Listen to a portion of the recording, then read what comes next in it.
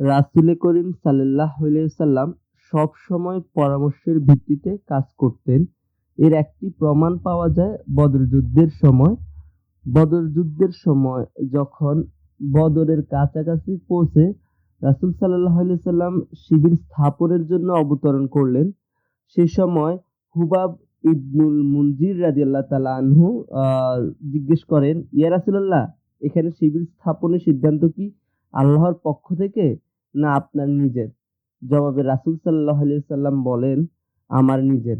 হুবাব রাদিয়াল্লাহু তাআলা আনহু তখন বলেন, তাহলে এখানে নয়, আমাদেরকে শত্রুপক্ষের কাছাকাছি সর্বশেষ পানির কাছে নিয়ে চলুন।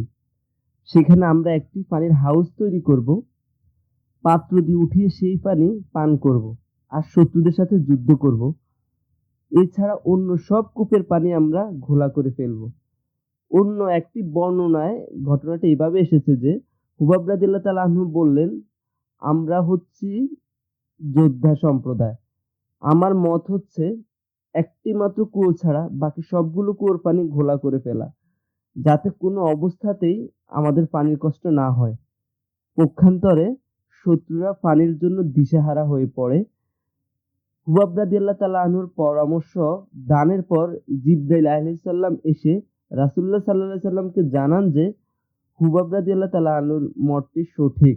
অথবা রাসূল সাল্লাল্লাহু আলাইহি সাল্লাম হুবাব রাদিয়াল্লাহু তাআলা আনহুকে ডেকে বলেন, তোমার মতটি সঠিক। এই কথা বলে তিনি গোটা বাহিনীকে সরিয়ে নিয়ে বদরের কোল ধারে অবতরণ করেন।